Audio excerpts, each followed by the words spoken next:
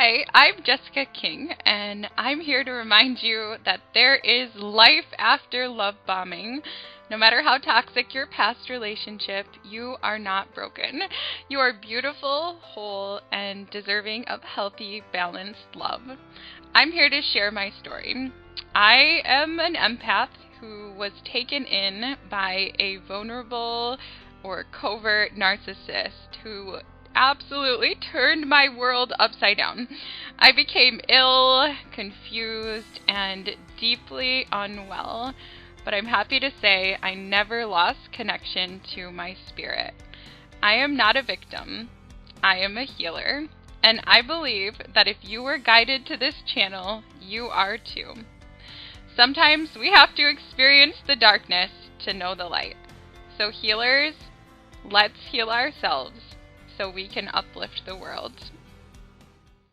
The body knows. That is my message for all of you today. The body knows. So often, the body will try to tell us things way before our mind catches on, and that was absolutely the case for me. Very early on in my relationship with a covert narcissist, my body was trying to tell me something is not right, something is not right, something is not right.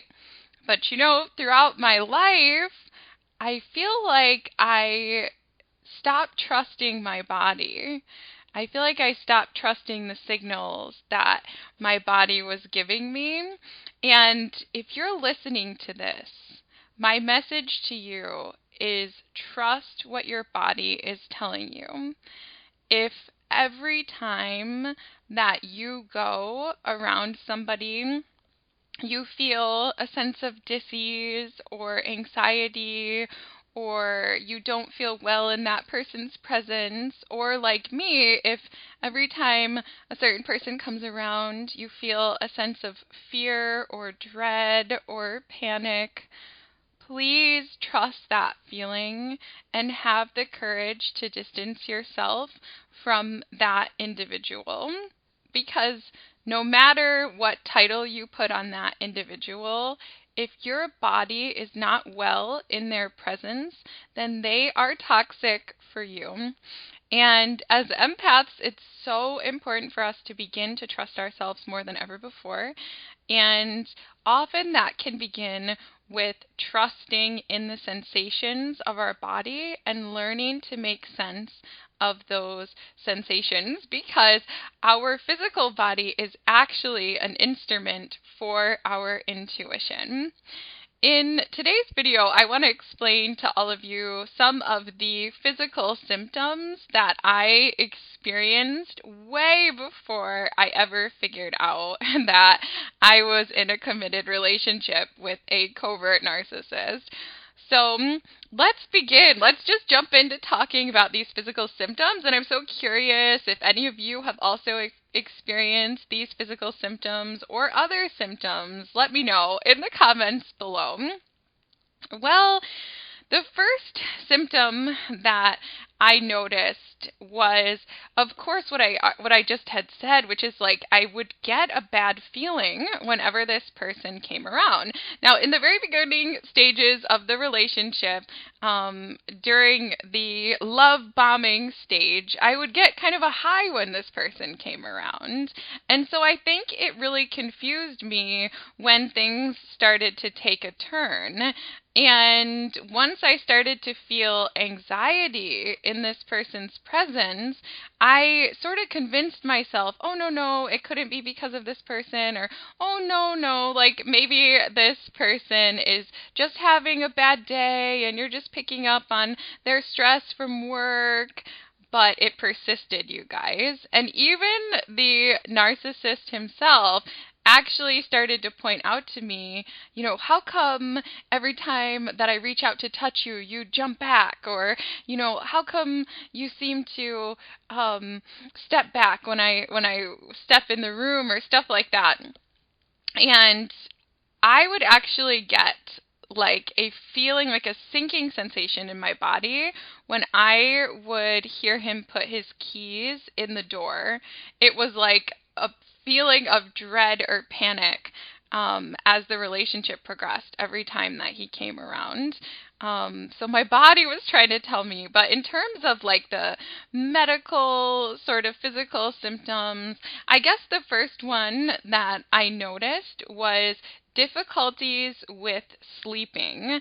It actually became really difficult to sleep, especially to sleep next to him. So I think that during the beginning phases, again, during the love bombing stage, where he was doing everything in his power to convince me that he was my soulmate, my twin flame, and that, he was just outpouring love onto me, I think at that point, if I remember correctly, I was able to fall asleep in his presence or fall asleep next to him. But as soon as things started taking a turn, and what they call the devaluation phase, where they start to kind of break you down and use you to build themselves up, during that stage, it was like I couldn't sleep next to him anymore. Like I would toss and turn a lot. I would feel just stress, I guess, in being next to him, and that would give me challenges. So how I dealt with that at first is I actually became like nocturnal. So that kind of gave me an excuse not to have to sleep next to him, because we were in a committed romantic partnership. And so I started thinking, okay, I've got to sleep. I've got to find a way to sleep. So I started going to bed at about 3 in the morning and sleeping until 3 in the afternoon. And that way I only had to be in bed with him for a couple hours, because then he would get up around like 6 o'clock and go to work. And luckily for me, very luckily, I'm actually self-employed, so I was able to do that. But even after time, even that started to really stress my system. Like I just couldn't fall asleep with him there. It was almost like my body was afraid, like my body was in a hypervigilant state, even though I didn't realize it, because I just started to think, oh, I've got to get sleep. And so eventually, I actually started sleeping in my office, and it was very hard to do this, you guys, and it caused a tremendous amount of narcissistic rage within him. But I actually eventually just made up a whole bunch of excuses for why I had to sleep in my own bedroom. And for most of our relationship, I slept apart from him because, in his presence I couldn't sleep. But even sleeping apart from him, as things progressed, as the relationship became more and more toxic, more abusive, I still couldn't sleep well. Like I would find myself laying awake in bed at night and, so confused, thinking over on, the events of the day and replaying conversations we've had in my mind and trying to figure out, what it was that I said or did that set him off that time and why things were never going right. And it was so hard to fall asleep. I was taking all the herbs and stuff to try to help me sleep, but I was still waking up so many times per night, worried about the next day, worried about how I was going to help him to feel better, because you guys, the covert narcissist, they're the perpetual victim. So he was always so down playing the victim, and I would stay up all night thinking about how can I help him feel better. All I wanted was just for him to be happy, and it was the craziest thing, because as time went on, it was like I tried everything I knew to make him happy, and so at night I would try to think of new ways. Okay, what can we do? Somehow I know if I just keep trying, things will get better. And actually, one year, somebody gave me actually a Garmin watch for Christmas, which was a great gift, and if you have one, you'll know that the Garmin watch tracks your sleep patterns if you wear it at night. And you guys, on average, I was waking up between 7 and 13 times a night. I was never getting like that deep restorative sleep. I really think I was in almost like a fight or flight state for years due to this relationship. And I remember talking to the covert narcissist and asking him, why do you think I can't sleep? You know, even now that I'm in my own bedroom, I'm waking up 13 times a night on average. What do you think it is? And, well, of course, he took no interest in that and just stayed silent, as they do, right? He wasn't really trying to help me, but I was trying to figure it out. And it did not occur to me until years into the relationship that it was actually the stress of the relationship itself that was causing the sleeping difficulties. I think in part because of the sleeping difficulties, but also because of the increased stress hormones in my body, I would get like frequent headaches. In fact, I would wake up almost every single day with a headache, and I started to just get used to this. Like, it just became a part of my regular routine. But earlier on in the relationship, I also started to get migraines when I had never had migraines before. And I think, again, it was because somehow the presence of this individual and the stress of the relationship was messing with my hormones. And as soon as I really committed to this person, I think I started to really become physically unwell. That's when I actually lost my period. And yes, I lost my period. I still haven't regained my period, although I've only been apart from this individual for a couple of weeks, so I think that it will take some time. But as we do, I went to the gynecologist, and they did all the tests. They tested my hormones, which came back fine. They did an ultrasound to look at all my internal organs, and that came back fine too. And, you know, my gynecologist, such a sweet woman, she said, we can't really find any reason here, why you're not having your period. It must be, it must be a source of stress in your life. And I didn't want to hear that because I have a job that I love. I have supportive friends and family. I was thinking, well, no, that can't be the cause. I must have cancer or something like that, or it must, I don't know, like there must be a greater reason. And I went on, you will not even believe the quest that I went on to try to find a diagnosis for all these physical symptoms that my relationship with this individual was bringing out. And I think, like I said, as an empath, I'm more susceptible to becoming physically unwell when I'm in an emotionally toxic environment, okay? But I went on a quest to solve this mystery illness for years before I figured out that it was a toxic relationship. Another physical symptom that I had was digestive problems. And again, I did notice that the digestive problems were worse if I was eating with this individual. And I blamed it on all kinds of things. I was like, you know what, maybe it's because when I eat with him, we have a lot of conversation, and then maybe I'm swallowing air, and then that's, disrupting my digestion. And all this kind of stuff, but I kind of noticed I could kind of eat around other people and be okay. But if I ate around him, I would get pain, severe pain in my digestive system. Sometimes I would get gastroparesis, which is when your food just sits there and it doesn't digest. And it was the craziest thing. I started having to do everything, taking digestive enzymes, probiotics, all this kind of stuff to try to help.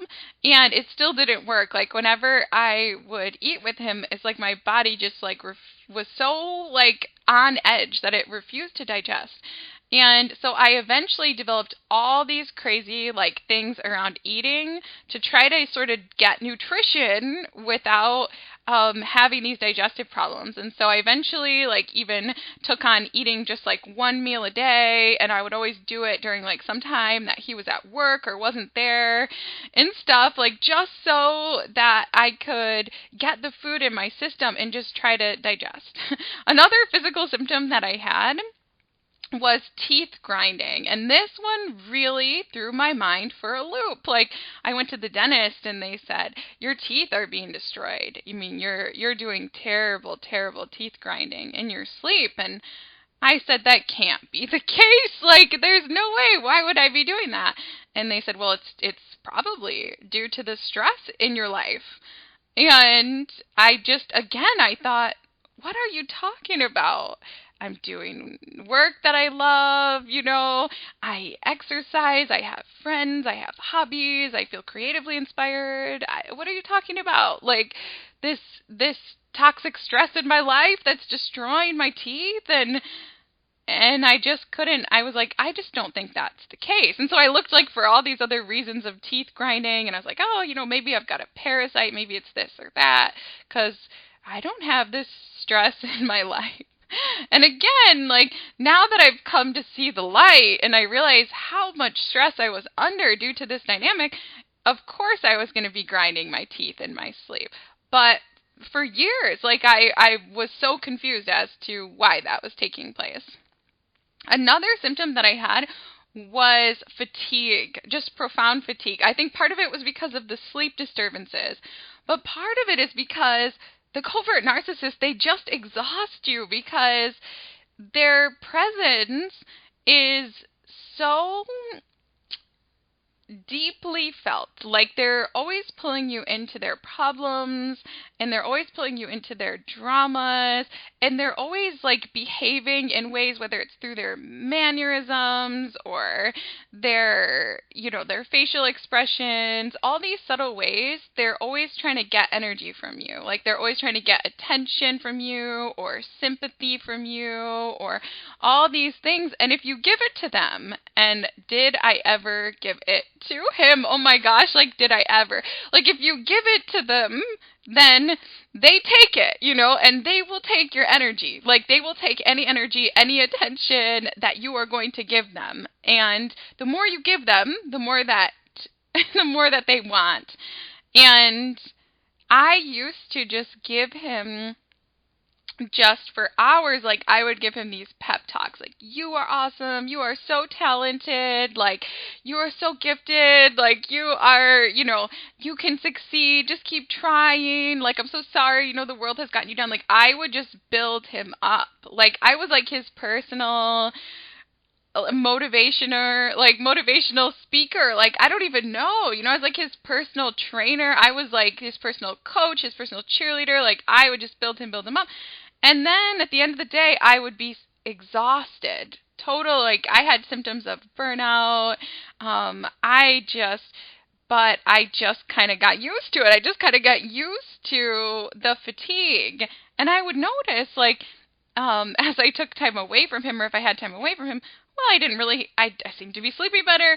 I didn't really have as much of the fatigue. And I think eventually I started to understand he might be a source of stress, but I just felt for him so deeply.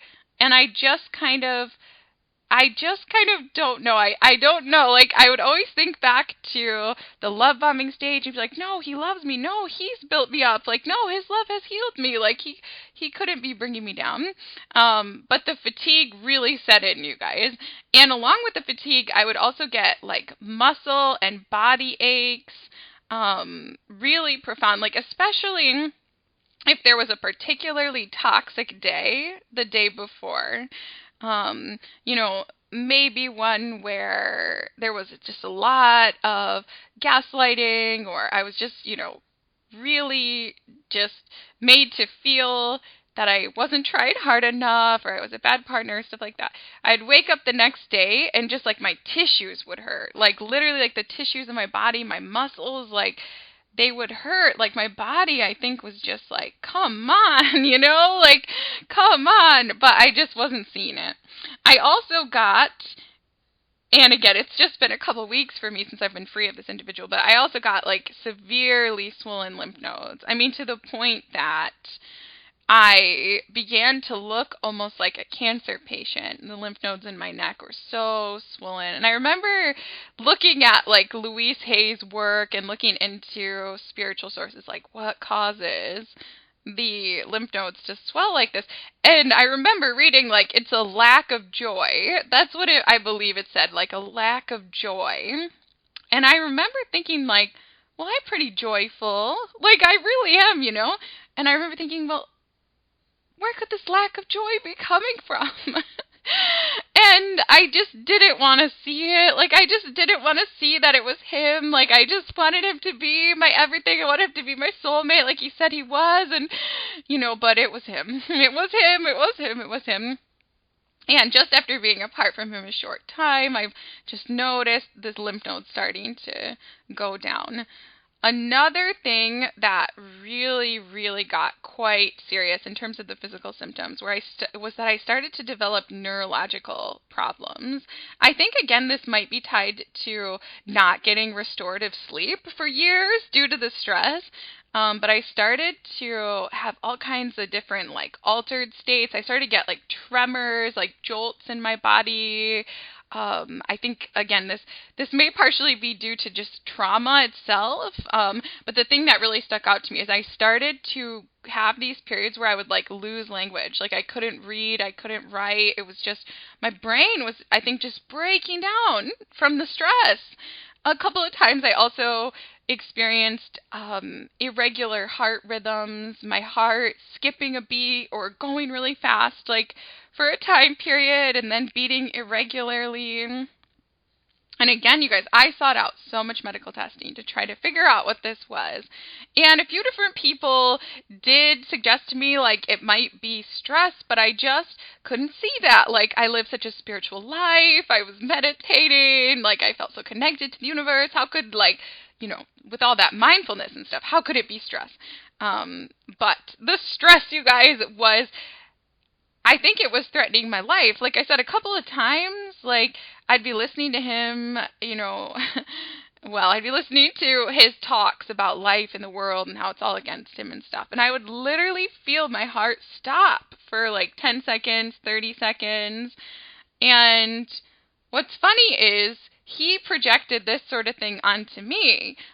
He would tell me, if ever I tried to come to him for support with anything, which I didn't very often, but a couple of times a year, I would just be so overcome with something in my life, I would ask him to support me. And he would say to me, "Oh, you're going to kill me. You're trying to kill me, aren't you?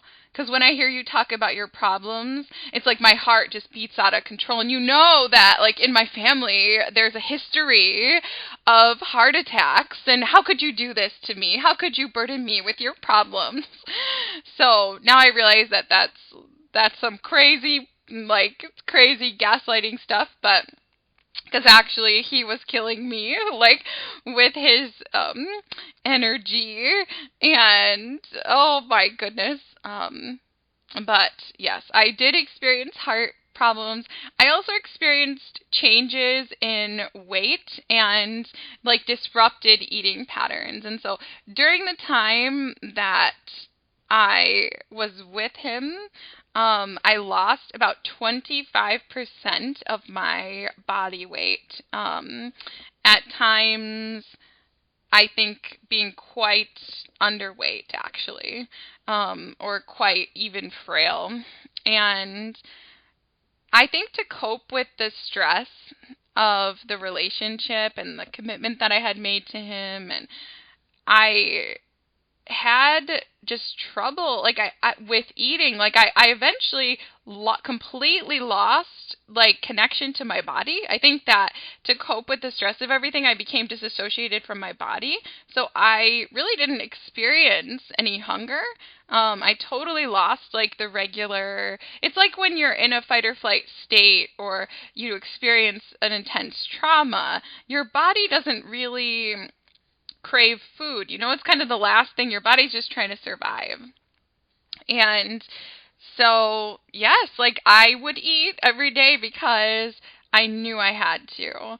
But actually, that's not true. For the most part, I would eat every day because I knew that I had to. But there were actually times where I would fast for a day or a couple days or stuff like that. It was I was trying anything to try to feel better.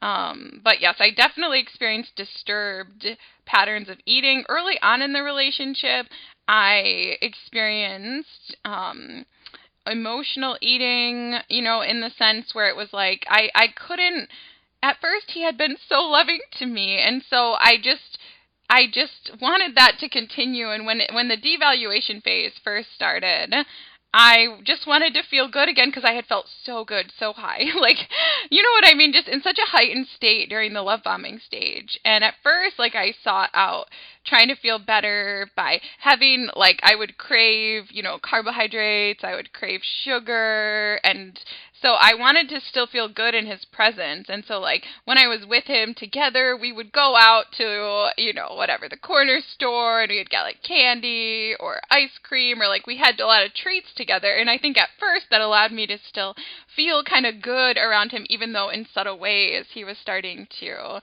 exhibit some abusive behaviors towards me.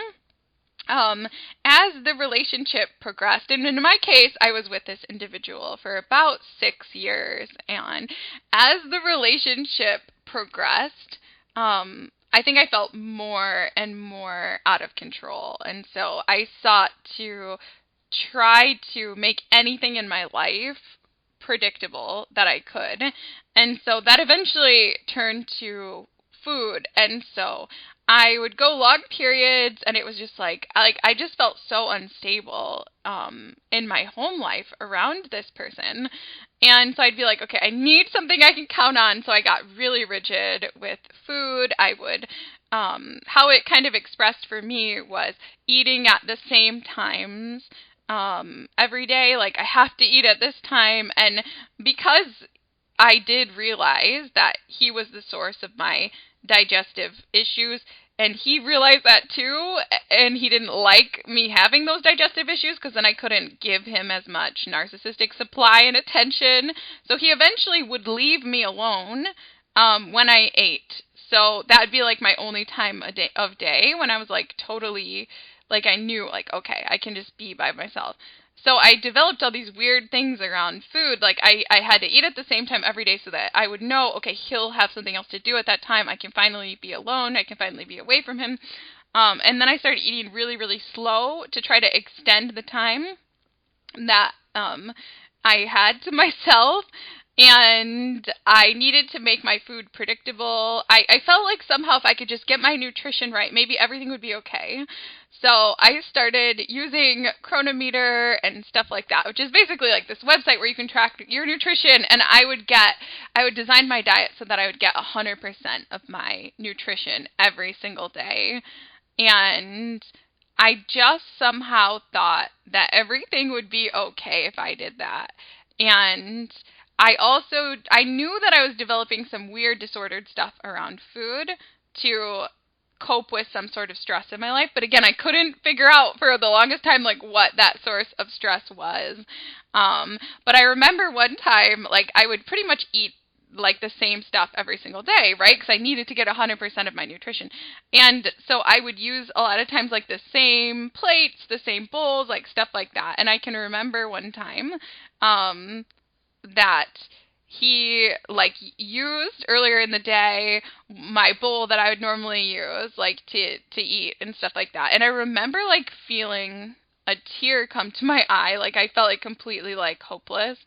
And in that moment, I realized something is very wrong. I knew that that was like a sign of disordered eating patterns, like that I knew that I shouldn't feel that way, like, oh my gosh, if my whole world is going to crumble because I don't have that bowl, like, what does that mean for me? Like, what does that mean? Like, what is going on here? Like, I kind of was like a silent observer of my experience, and I actually knew that I was exhibiting all kinds of symptoms of PTSD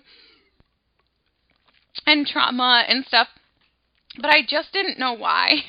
So anyway, initially the stress of the relationship caused overeating, and then later it progressed into more of like an orthorexia type of thing. It was like I wanted to believe that this was just a physical disease, and if I could just get my food right or eat a clean enough or pure enough diet, then everything would be okay. And so but it didn't really work. Like I just kept trying to find the source in that. So, for a couple years, I was vegan, whole foods, plant-based vegan.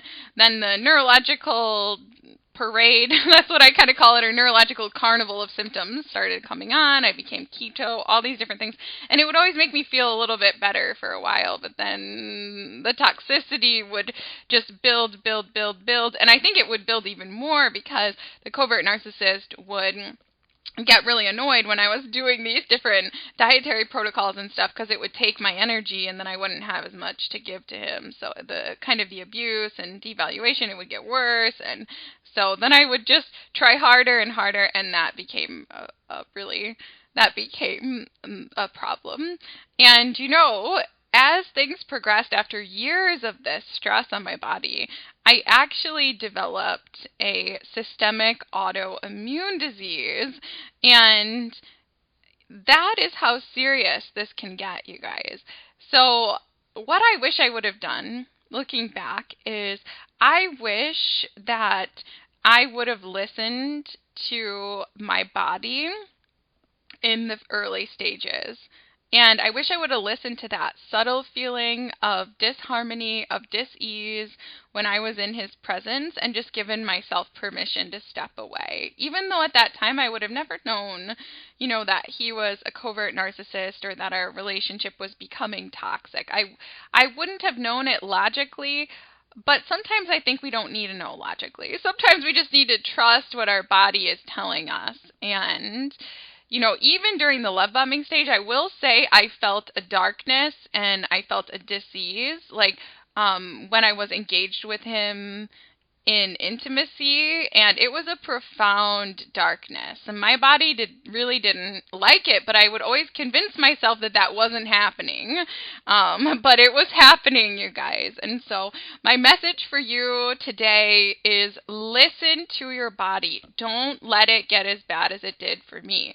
Don't get to the point where, your physical health is crumbling because you ignored the early signs. If you always feel a sense of darkness, dread, panic, stress, anxiety, fear around a person, you've got to ideally get that person completely out of your life, or at least get as far away from that person as you can, because you do not deserve to be ill, to get an autoimmune disease or a cancer or any other type of disease. You deserve to be well and healthy and thriving, and it's okay for you to say no. It's okay for you to say no, thank you, to being around a person that makes you feel unwell.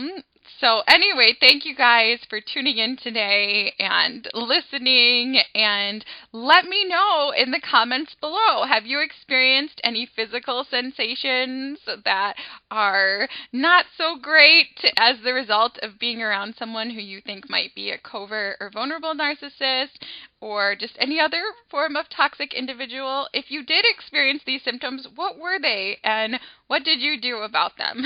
Are you, like me, going to commit now to paying attention to the symptoms that your body is telling you, the signals your body's giving you going forward? I hope that you will.